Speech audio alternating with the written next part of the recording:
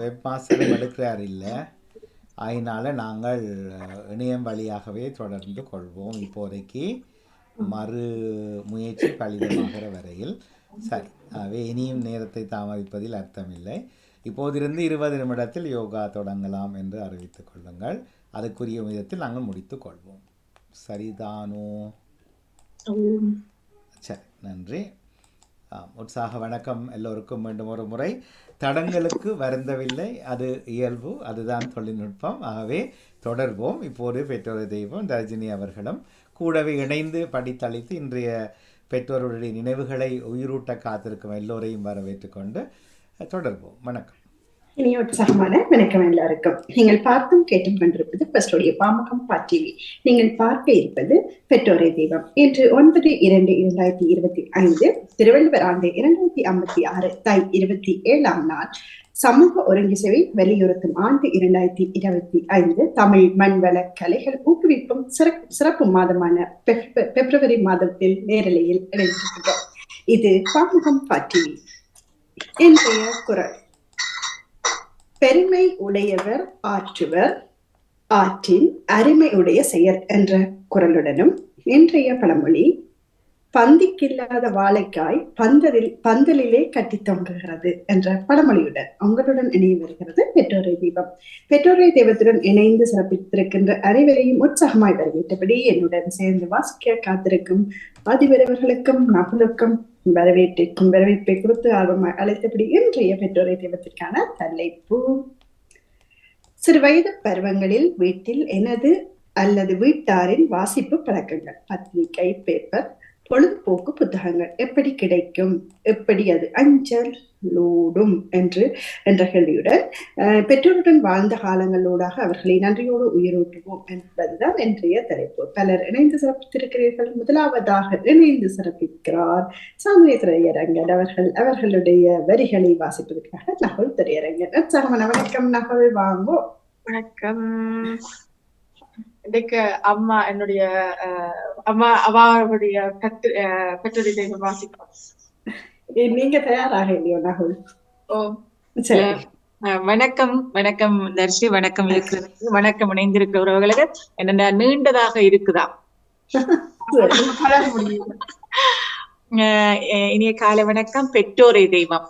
எங்கள் அப்பா ஈழநாடு உதயன் பத்திரிகை நிருபராக இருந்தமையினால் எமக்கு இலவசமாக பத்திரிகைகள் வரும். அயலவர் சில உறவினர்கள் கூட அப்பத்திரிகை வாசிக்க காத்திருப்பார்கள். கொழும்பில் வெளிவரும் இந்தோலி, லண்டனில் வெளிவரும் கலசம், செல்வ சந்நிதியில் வெளிவரும் ஞான சுடர் போன்ற சஞ்சிகைகள் வீட்டுக்கு வழக்கமாக வருபவை. நாம் நால்வர் என்பதால் தினசரி பத்திரிகை முதலில் யார் வாசிப்பது என்ற போட்டியும் நடந்ததுண்டு. ஞாயிற்றுக்கிழமைகளில் வெளிவரும் வீரேசரி கதைகள், குறுக்கெழுத்து வாசித்தலும் போட்டிகள். பாடசாலையால் வந்தவுடன் பத்திரிகைகளை எடுத்து ஒழிப்பதும் நடப்பதுண்டு.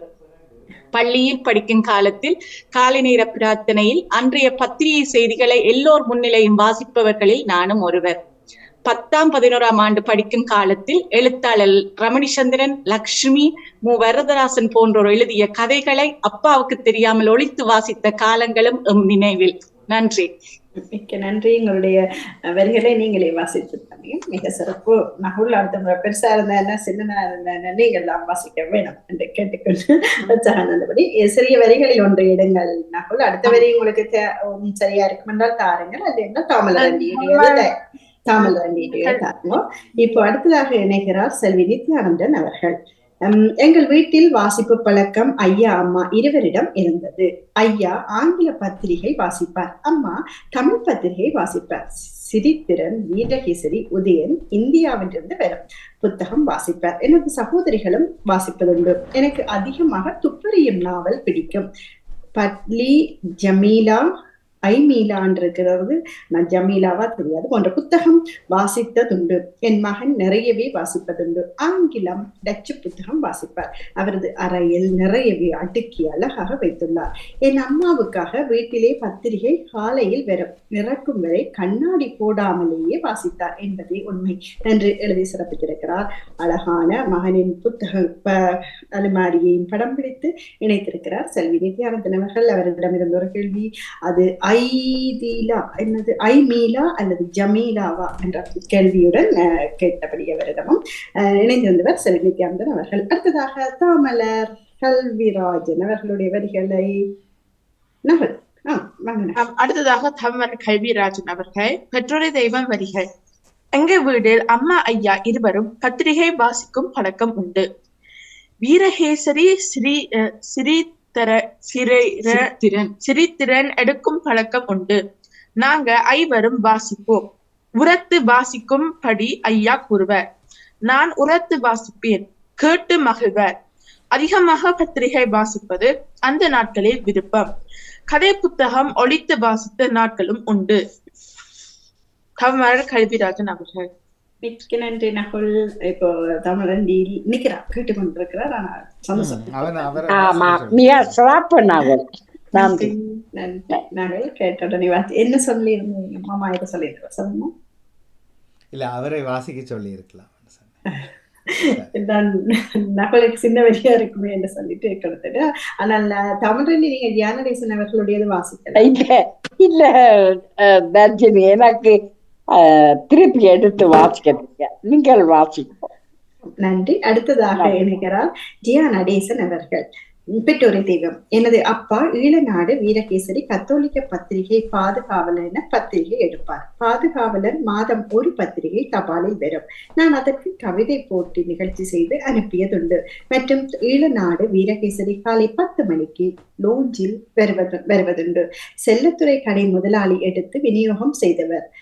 நான் ஒரு மைல் சைக்கிளில் போய் எடுத்து வந்து அப்பா படித்த பின் நான் படிப்பேன். அதில் உள்ள கட்டுரைகள், அறிவு கேள்விகள் என்பவற்றை வெட்டி எடுத்து கருப்பு பெரிய பொப்பியில் ஒட்டி வைப்பார். நாங்கள் சோதனைக்கு படிக்க மிகவும் உதவியது. பிறகு தர்மலிங்கம் ஈழநாடு பத்திரிகை தீப்பொறி சிரித்திரன் பொறுப்பெடுத்து வீட்டிற்கு கொண்டு வந்து தருவார். மாதம் முடிய பேப்பரை அடுக்கி கட்டி விட்டு காசு எடுப்பா அம்மா. சில சமயங்களில் கதை புத்தகங்கள் படித்ததுண்டு. அறிவான புத்தகங்கள்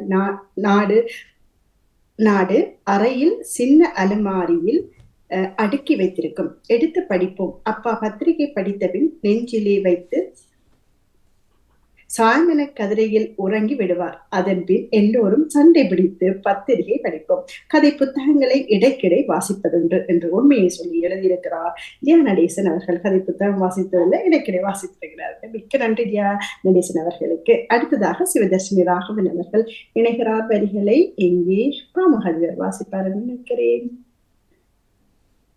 வணக்கம் நேதினி, உங்கள்ட்ட வரிகள் இருந்தால் நீங்களும் தொடரலாம். வணக்கம். வரிகள் இல்லை, சரி. அப்போ நான் சரி, நான் வாசிக்கிறேன். அப்ப சிவதர்ஷினி ராகவன் அவர்களுடையது. அடுத்ததாக சிவதர்ஷினி ராகவன். வாசிப்பு பழக்கம் சிறுவயதில் என்னிடம் துளியும் இல்லை. என் அப்பா வாசிப்பார். சித்தி வீட்டில் தினசரி பத்திரிகை வரும். மாலை நேரங்களில் அப்பா அங்கு போய் வாசிப்பார். அதே பழக்கம் என் அக்கா ஒருத்தியும் நன்றாக வாசிப்பார். நான் உயர்தரம் படிக்கும் போது வகுப்பில் புத்தகத்தில் ஒளித்து வைத்து சில நண்பிகள் கதை புத்தகம் வாசிப்பார்கள். ஒருவர் வாசித்த பின் கதை சொல்லுவார். அப்படித்தான் கேட்பேன். அதில் ரமணிச்சந்திரனின் கதை புத்தகமும் ஒன்று என்று இணைத்து சிறப்பித்திருக்கிறார் சிவதர்ஷினி ராகவன் அவர்கள். அடுத்ததாக ஜெசினா மணிவண்ணன் அவர்கள் அவர்களுடைய குரலிலே இங்கு திறக்காத்திருக்கிறார். உற்சாகமான வணக்கம் ஆகும். உற்சாகமான வணக்கம் எல்லோருக்கும். வணக்கம். பெற்றோரை தெய்வம். வாசிப்பது எனக்கு பிடிக்கும். அப்பா ஒவ்வொரு நாளும் பத்திரிகை வாசிப்பார். அதனாலே பத்திரிகை தலைப்புகளை மட்டும் வாசிப்பேன். சின்னம்மாக்கள் கதை புத்தகங்கள் இரவு பகலாக வாசிப்பார். எனக்கு ஆர்வம் இல்லை. பாட புத்தகங்கள் பாடசாலையில் வாசித்த ஞாபகம். நன்றி, வணக்கம். மிக்க நன்றி. எங்களுக்கும் ஜெசிமணிவண்ணன் அவர்கள் இணைந்திருந்தார்.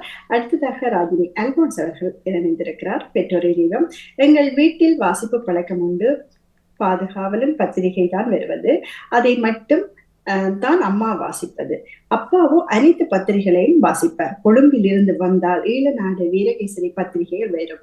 நான் பாதுகாவலன் பத்திரிகை தான் விரும்பி வாசிப்பேன். சிரித்திரன் துக்ளக் புத்தகம் பிடிக்கும். இரவு படிக்கும் போது புத்தகத்துக்கு கீழ் ஒளித்து வைத்து படிக்கும் ஞாபகம் என்று இணைத்திருக்கிறார் ராஜினி அல்போன்ஸ் அவர்கள். மிக்க நன்றி அவருக்கும். அடுத்ததாக நகுலவதி தில்லை தேவன் அவர்கள் இணைகிறார்.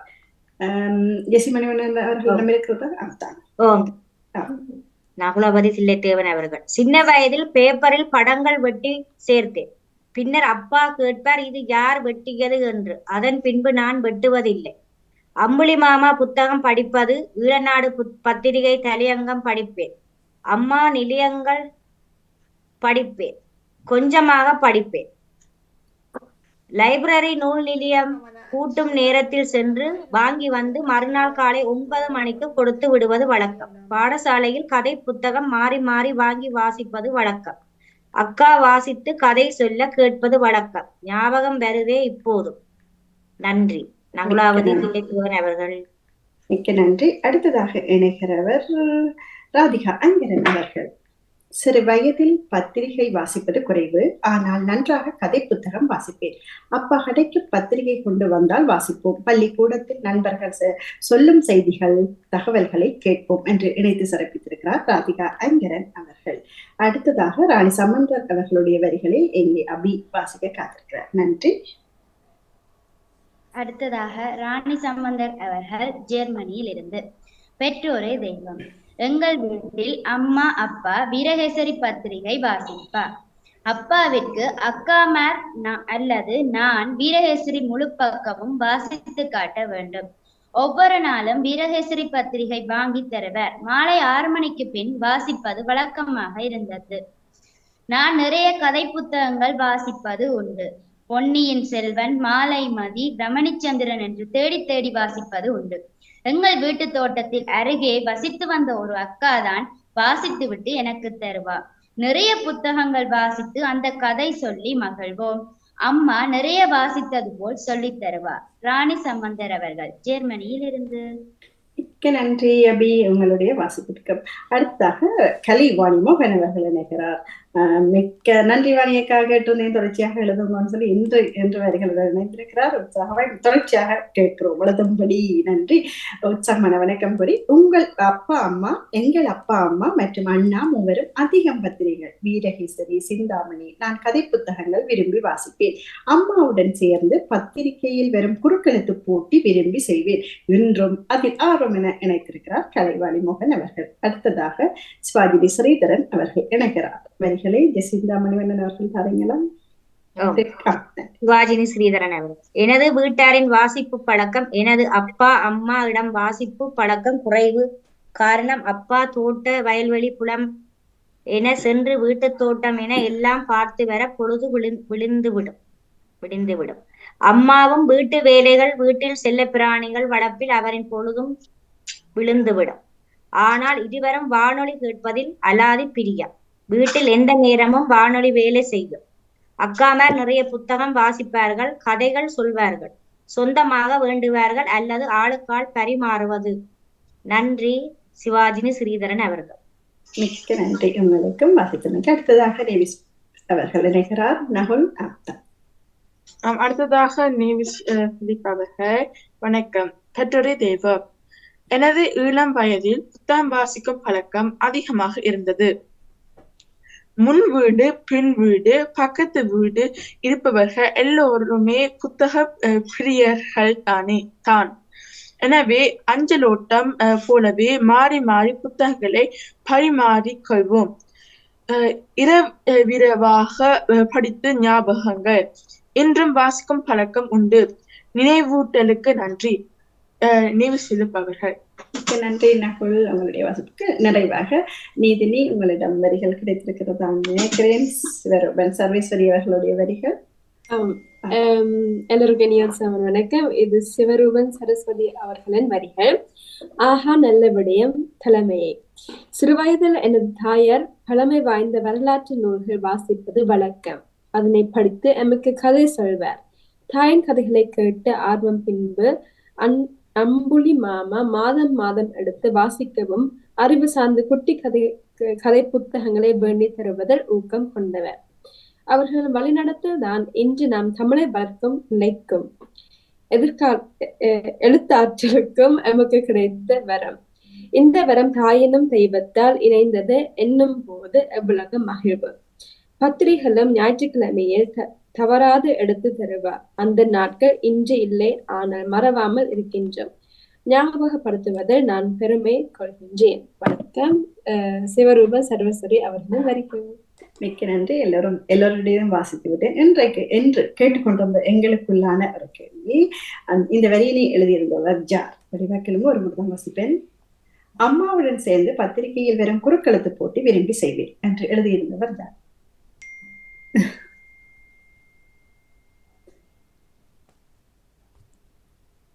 நாகுல், அம்மாவுடன் சேர்ந்து குறுக்கெழுத்து போட்டியில் அந்த போட்டி பத்திரிகையில் செய்திருப்ப இப்பவும் ஆர்வம் இருக்கு, ஆர்வம் அதிகம் என்று நினைச்சேன். அப்ப ஜிசி மணிவண்ணன் அவர்கள் எதையுமே கேட்டு ஆர்வம் யாரு என்று தெரியுமா உங்களுக்கு? ஜிசி பெரிய அம்மா வாணி அக்கா அவர்கள். சரி, மிக்க நன்றி. அந்த வரையினை ஞாபகம் எப்படி அது டக்குனு ஞாபகம் வச்சிருந்தீங்க? அது இப்ப கேட்டுக்கொண்டிருந்தானே ஞாபகம். சரி, அப்போ மற்றவரும் கேட்கல, வாணி மாமி என்ன எழுதுவான்னு கேட்கல இருக்கப்பா, வார வெள்ளிக்கிழமை மாமி இருந்தாங்களுக்கு. சரி, நன்றி. இணைந்திருந்த எல்லோருக்கும் வாழ்க்கை. இளையோர் யோகாவில் இணைந்து கொள்ளுகிறேன். எல்லோருக்கும் நன்றி, வணக்கமும். சரி, நான் ஒன்றும் கேட்கல என்றால் கலைச்சரண்டா நீண்டு போயிடும். நான் 3 நிமிடங்களே நினைக்கிறேன். இல்லை, அதுக்கு முன்னே ஒரு கேள்வி கேட்டுட்டு ஓடுங்க. என்னென்னா, இப்போ எல்லாரும் வாசித்தோம். யாராவது வாசிக்கிற இல்லைங்கிற வீட்டை புத்தாமோ பேப்பரோ கிடையாதுன்னு எழுதியிருந்தவையில இல்லை. சரி, இந்த புத்தகம் பேப்பர் இதெல்லாம் அடிபட்டு காசு கொடுத்து வாங்கி இப்போ என்னத்தை கிழிச்சோம்? மரத்தை வாசிச்சுட்டு மரத்தை மரத்தை கிழிப்போம். மரம் மூலமா தான் பேப்பர் வரும். அது அப்புறம் அந்த பேப்பரை சேர்த்து கடையில கொடுக்குறது. இல்ல, வாழ்க்கையில இந்த வாசிப்பதனால் மனிதன் என்ன, அந்த பழமொழி அடுத்தவன் புத்தகத்தை வாசிப்பதனால் எழுதிய புத்தகம் வெளியிட்டவன் லாபம் அடைகிறான். நாம் என்ன அடைகிறோம்? இது நான் பல தடவை சொல்லிக்கொண்டே இருக்கிறது தான். இன்னும் தான் எனக்கு ஒரு சண்டை களம் கிடைக்கவில்லை. இதை பற்றி கதைக்கு உங்களிடம் கேட்குறேன். நீங்களும் வாசிச்சிருக்கிறீங்க. குறுக்கெழுத்து போட்டியெல்லாம் செய்தேண்ட வெப்பமே எல்லாரும் செய்தேண்ட ஒத்துக்கொள்வோம். சரியா, பேப்பரை இழுத்து பிழிச்சு எல்லாம் வாசிங்க. நான் சொன்ன மாதிரி பேப்பரை கிழிச்சிருக்கிறோம், படித்து கிழிச்சிருக்கிறோம். உங்களோட வாழ்க்கையில் எழுதினவர்கிட்டே கேட்குறேன், என்ன பயனானது? இப்போ இதில் இருக்கிறவையில் நான் நினைக்கிறேன், இன்றைக்கு எழுதினவையில் ஒரு சிலர் கவிதை எழுதுகிறார்கள் நினைக்கிறேன். சரி, நித்யானந்தன், சர்வேஸ்வரி அவர்கள்,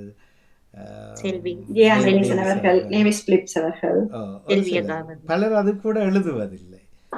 சரியா, இப்போ ஜெசி அவர்கள் நீ அடுத்த இந்த மகனுக்கு எழுத மாட்டார், அபிராமிக்கு பர்த்டேக்கு எழுதுவார் ஒரு கவிதை, அந்த மாதிரி. அப்போ ஒன்றுமே இல்லை. நாங்கள் இந்த இதில் மற்றவர்களுக்கு சொல்லிக் கொடுக்குற அளவுக்கு கொண்டு வந்தோம். நீங்கள் யாராவது தமிழ் பள்ளிக்கூடத்துக்கு கூட பிள்ளைகளை கூட்டிகிட்டு போகாமல் நீங்களே தமிழ் படிப்பிச்சதா எனக்கு கை வைத்துங்க? எல்லாரும் வாசிச்சிருக்கிறோம், தமிழ் மொழியில் நிறைய படிச்சிருக்கிறோம். நீங்கள் இன்னொரு பள்ளிக்கூடத்துக்கு தானே போய் 10 யூரோ கொடுத்து கொண்டே விடுறீர்கள். அங்கே இருக்கிறவரும் அதுவும் உங்களை மாதிரி ஒரு அம்மா தான். அவர் நல்ல காசுக்கு அவர் உங்களுக்கு படிப்பிக்கிறார், காசை வாங்கிக்கொண்டு. சரியா? இல்லை, இதில் வாசிக்கிறதுல என்ன நடக்குது? வாசிப்பது தவறென்று சொல்ல வரவில்லை. அடுத்தவன் எழுதிய புத்தகத்தை வாசிப்பதினால் உங்களுக்கு என்ன ஏற்படுகிறது? இதை கேள்வியாகவே விட்டுடுறேன். இதில் இருக்கிறவர்கள் பதில் சொல்ல மாட்டீங்க, எனக்கு தெரியும். ஆனால் உங்கள் மூலமாக நான் உலகத்துக்கு கேட்குறது, என் சார்ந்த உலகத்துக்கு கேட்குறது, இதை கொஞ்சம் மாற்றி அமைக்க வேண்டும். உள்ள போகிறது என்ன செய்தாத்தான் மனிதன்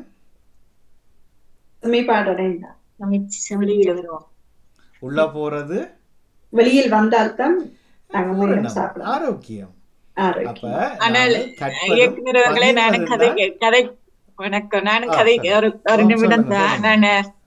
நீங்க வாசிப்பதால் என்னென்ன வாசிக்கிறதால தான் நாங்கள் அந்தந்த செய்திகளை அறிந்து கொள்வதற்கும் பல தகவல்களை தெரிந்து கொள்றதுக்கும்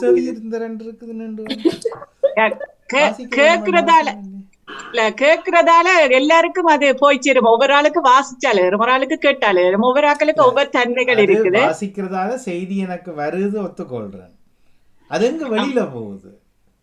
அது நாங்கள் இந்த உலகத்துல வாழ்றதுக்கு நாங்கள் சிலவற்றை அறிஞ்சுதான் இருக்கணும். அறியாம இருந்த நாங்கள் வாசிப்பும் ஒரு வகை தவிர வாசிப்பு தான் என்றது இல்லை. இப்ப கொஞ்ச காலத்துல எழுத்து வராது, எல்லாமே குரல்ல தான் வரும். ஆனால் அது நீண்ட நிலைக்குமான்றது ஒரு கேள்வி இருக்கு சார்.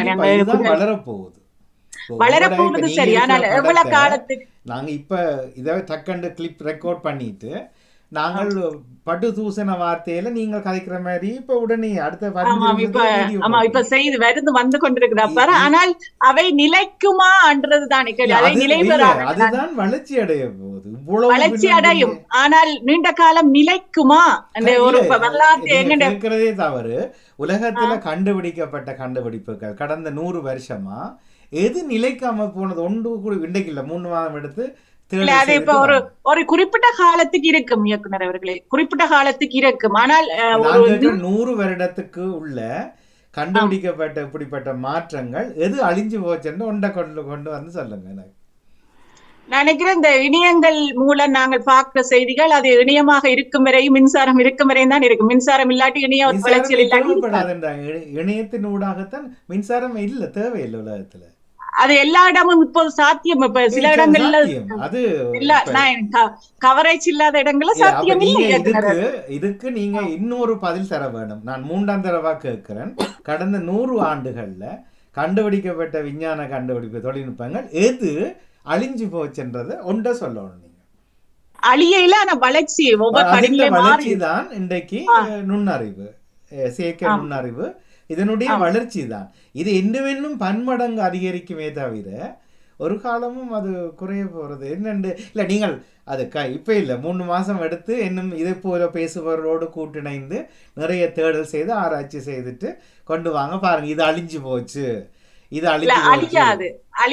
ஆனால் அது இந்த தகவல்கள் எங்களுக்கு கிடைக்குமா என்றால் இப்பதானே கண்ணை இப்படி இப்ப என்னுடைய அம்மம்மாவை பற்றி இப்படி யோசிச்சுட்டு கண்ணை துறந்தா அம்மம்மா அவனுடைய வரலாறே முன்னால திரையில்லாமலே வருகிறது. கண் திரைக்கு மட்டும் தெரியும். அதேக்கிட்டே வந்துட்டுது. இனி வீடுகளுக்கு வர்றதுக்கு 3 வருஷம் எடுக்குமே தவிர அதை நிறுவனங்கள் பாவிக்க தொடங்கிட்டது தானே. இப்ப உங்களுடைய இப்ப தொழிலகத்துக்கு வந்து ஒரு ஆள் வந்து ஒரு கண்ணாடியை போட்டுட்டு ஒரு பொருளை பார்க்கும்போது அவற்றை கண்ணாடி திரையில வருகிறது. இது எத்தனாம் ஆண்டு சாமான், என்ன இதன் எக்ஸ்பைரி டேட், இதை கண்டுபிடித்தவர் யார், இதன் இன்கிரீடியன்ஸ் உள்சத்துக்கள் என்னன்னு அது கூகுள் கிளாஸ் ஏற்கனவே வந்துட்டுது தானே.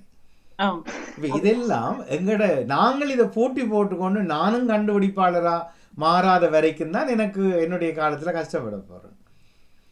பேங்க் இப்ப சொன்னா 2700 வங்கி கிளைகள் இந்த 3 மாதத்துக்குள்ள லண்டன்ல கிடையாது. செக் இல்லை, எங்களுக்கு செக் எழுதே இல்லாது எங்களுக்கு. இப்ப கார்டு வந்துட்டுது, கார்டும் இல்லை இனி வராது. எங்களோட கைவிரல்ல இருக்கக்கூடிய சிப் தான் பேங்க் கார்டு. குரலும் அதுவும் அடையாளப்படுத்தப்பட்ட 1 மில்லியன் மாற்றலாம். நீங்க சொல்றது நான் ஏற்றுக்கொள்றேன். ஆனா அது தொடர்ந்து தேடலோட விவாதத்துக்கு வர வேண்டும். நான் கேட்டது என்னன்னா, இப்ப நீங்கள் அப்பாவுடைய கலசம் லண்டன் சஞ்சியை உட்பட எல்லாம் வாசிச்சு இருந்திருக்கீங்க. என்ன ஆச்சுது இன்றைக்கு? அவற்றை வச்சுத்தான் நான் இப்போது பாவிச்சு கொண்டிருக்கேன். ஒரு விஷயங்கள் எழுதுறேன், நான் அவற்றை வச்சுக்கொண்டு அதுதான் அடிப்படை. ஒரு மொழியினுடைய அறிவை நாங்கள் ஆரம்ப பள்ளியிலேயே கற்று விடுகிறோம். அதை நம்முடைய சிந்தனையை கற்றதை விட மேலதிகமாகத்தானே நாங்கள் இதில் பெறுகிறோம். இல்லையே, ஒன்றையும் காண இல்லை. இன்றைக்கும் இன்னும் ஒரு அன்றைக்கு சொன்ன மாதிரி இப்ப 2-3 பேரை சொல்லுவீங்க திருக்குறளை தொடர்ந்து எழுதி கொண்டிருக்கணும். 3 பேர் தானா? 120 மில்லியன் தமிழ் பேசுறாக்கள்ல 3 பேரை மட்டும் அடையாளப்படுத்தினா காணுமா? பாரதியை போல படைப்பு செய்கிறார்கள் ஒரு 5 பேர் இந்த 120 மில்லியன்ல. இது போதுமா? நாங்கள் எல்லாருமே இல்லை படிச்சிருக்கிறோம், எல்லாருமே இல்லை வாசிச்சிருக்கிறோம். இன்றைக்கு லண்டன்ல மட்டுமே ஒரு கிழமைக்கு ஒரு புத்தகம் வெளியீடு செய்கிறார்கள். அப்ப ஐரோப்பாவை கூட்டி பார்த்தா ஈழத்தமிழர்கள், ஐரோப்பாவை மட்டும் மத்திய கண்டங்களை விட. நான் என்ன சொல்ல வர்றேன் என்றால், அறிவை தேடுவதற்கு வாசிப்பது ஒரு கருவியே தவிர அதனால் மனிதன் பூரணம் அடைகிறான் என்று இற்ற வரைக்கும் நிரூபிக்கப்படவில்லை. நான் என் வாழ்நாளில் ஒரு புத்தகத்தை தன்னும் முதல்ல இருந்து கடைசி பக்கம் வரைக்கும் 62 ஆண்டுகளில் வாசிக்கவில்லை. இது பெருமை அல்ல, ஆனால் நான் மாற்று வழிகளை தேடுவேன். அதனால் தான் எனக்கு புதிதான சிந்தனைகளை ஒரு 2 விதமாவது என்னால் உருவாக்க முடியுது. நான் ஒரு நாளும் பின்பற்ற நினைக்கவே இல்லை. எங்க இடைவெளி இருக்கோ அதை புதிதாய் சிந்திக்கிறேன். இதுக்குள்ள திருக்குறள்லையும் பகவத்கீதையிலையும் பெரிய புராணத்திலையும் நான் போய் இதுக்கான பதிலை தேட முடியாது. அகராதியில போய் நான் தட்டி கொண்டிருக்க முடியாது என்னால்.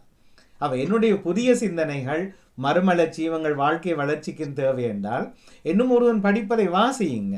ஆனா அதனால் நான் பூரணம் அடைகிறேன் என்ற சிந்தனையை இனி நாங்கள் மீள நிரூபிக்க வேண்டுமே தவிர அது அப்படி. ஏனென்றா வாரத்துக்கு ஒரு புத்தக வெளியீடு நடக்கிற இங்கிலாந்து லண்டனில் மட்டுமே நாங்கள் வீணாக சமூகத்தை சீரழிக்கிறோம். எத்தனை புத்தக எழுத்தாளருடைய வீட்டில் பிள்ளைகளுக்கு ஆனாவன்னு எழுத தெரியும். நேற்று ஒரு மூத்த எழுத்தாளரை சந்தித்தோம், வாணியின் நானும். அவருடைய வீட்டில் 3 பிள்ளைகளுக்குமே தமிழ் தெரியாது. அவர் அதுக்கு 1000 கருத்து சொல்கிறார். தமிழ் தெரியாது, ஃபுல் ஸ்டாப். நீங்கள் இன்னும் 24 புத்தகம் வெளியிட்டீங்க, இன்னும் 64 புத்தகம் வெளியிட போகிறீங்க. நாங்கள் 10 பவுனுக்கு வாங்கி கொண்டே இருக்கணும். என்ன நடக்குது? சரி, சிந்திப்போம். இது 3 மாதம் உங்களுக்கு வீட்டு வேலை. நீங்கள் ஒரு ஆள் தான் இதில் வெளிப்படையாக கதைச்சு. நீங்கள் உங்களிடம் 3 மாதத்தில் ஆனால் நீங்கள் இது பற்றி பேசுகிற கனவு இருப்பினம் எல்லாம் இந்த சங்கம் எல்லாம் அமைச்சு எழுத்துக்கு எல்லாம் இருக்கணும். எல்லாரையும் கூட்டி கதையுங்க. கூட்டி கதைச்சு நான் ஒரு பின்பற்றுவனாக வந்திருக்கேன். இத்தனை எழுத்தாளர்களும் இந்த சமூகத்துக்கான முன்மொழிவை யார் தந்து? பாரதியாரை நீங்கள் யோசிக்கலாம். கண்டிப்பாக அவர் எத்தனையோ தன் கனவுகளை எல்லாம் எழுதினார். தனக்கு இது தேவை, அது தேவையாண்டு. அது அது அவனுடைய சாத்தியம் எனக்கு பிடிச்சு கொண்டது. நாம் அதை பின்பற்றுகிறோம். ஆனால் நம்மால் ஒரு துளி தன்னும் முன்மொழிவை செய்ய முடியவில்லை.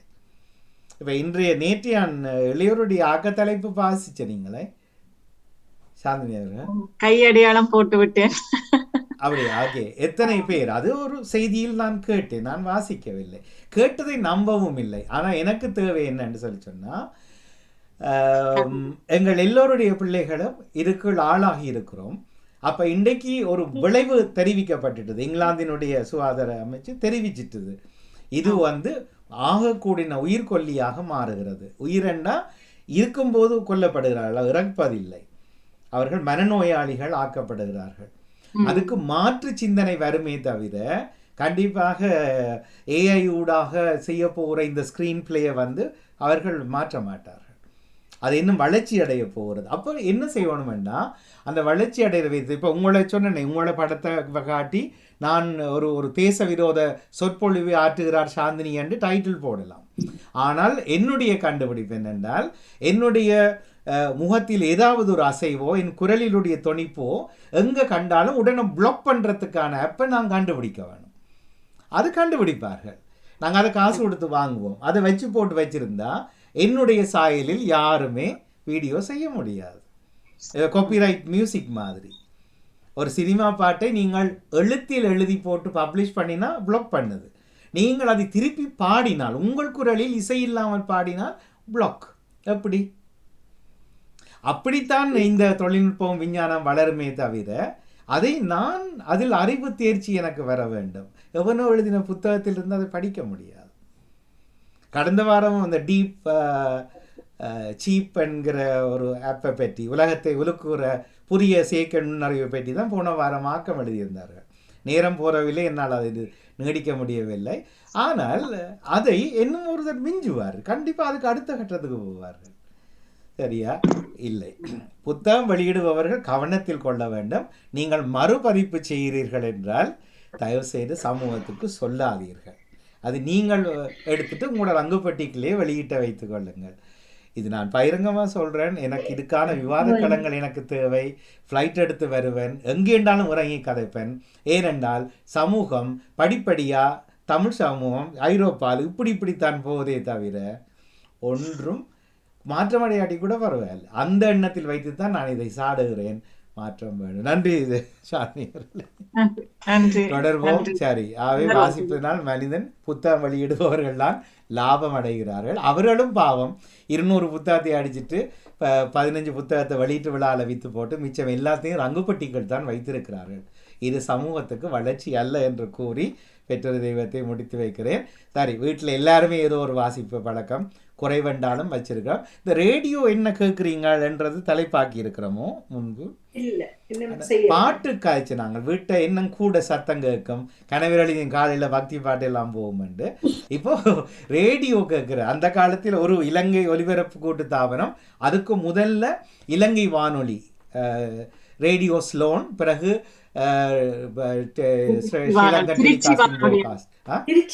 திருச்சி வானொலி என்றது வந்திருந்தது. எங்கட காலத்துல திருச்சி வானொலி என்று ஒரு தகவல் சாமிநாதன் அவர்களுடைய அது பள்ளிக்கூடம் போற நேரம் 7:30 அது ஒலிபரப்பாகும். அது 7:30 அதை கேட்டுட்டு உடனே 7:30 பள்ளிக்கூடம். சாந்திகா 7:25 இருந்து 7:30 வரையும் 5 நிமிஷம் தான். அது மட்டும் கேட்கிறேன். எனக்கு பொங்கும் பொங்குனால் தொடங்கியக்குள்ள சைக்கிள் எடுப்போம். பொங்கும் பொங்குனா கடைசி வரைக்குள்ள பள்ளிக்கூடத்துக்குள்ள சைக்கிள் காப்பாக்குள்ள போனா தான் அடுத்த 2 நிமிஷத்துல வகுப்பறைக்கு ஓடலாம். 6 கிலோமீட்டர் ஒவ்வொரு நாளும் சைக்கிள் ஓடணும். அப்போ எனக்கு பொங்கும் பொங்குனால். ஆனால் உங்களிடம் கேள்வி அடுத்த வாரம் இதுதான் தலைப்பான். நான் மறந்தாலும் எனக்கு ஞாபகப்படுத்துங்க. ஆனால் இது யார் போடுகிறார்கள், யார் இந்த பழக்கத்தை தோற்றுவித்தார்கள், யாருக்கு இது இல்லை என்றால் அன்றைய நாள் விடியாது, யாருக்கு இதனால் கையோ தொடங்கிட்டார் என்று நீங்கள் அந்தரப்பட்டிருக்கீங்க. இது எல்லாத்தையும் சேர்த்து சுவாரஸ்யப்படுத்தணும். இந்த வாரம் முழுவதும் எங்கள் பெற்றோரின் நாங்கள் பிறந்து வளர்ந்த வீடு எங்கள் ஞாபகத்தை சொல்லரட்டும் என்று கேட்டு அடுத்த வார தலைப்பும் தயாராகிவிட்டது. நன்றி, வணக்கம். வணக்கம். சரி, இப்போது முகநூலில் வரவில்லை நாம், சரியா? அது இலங்கையில் வேறு முழு நாள் மின்வெட்டு என்று அறிவித்திருக்கிறார்கள். சரியா போச்சு. அது செய்திகளில் பார்த்துருந்து எங்களுடைய மாஸ்டர் போட்டிருக்கிறார். படத்தையே அனுப்பி என்ன அபி மின் இருக்கா இல்லை எலக்ட்ரிசிட்டி வேலை செய்யுதா?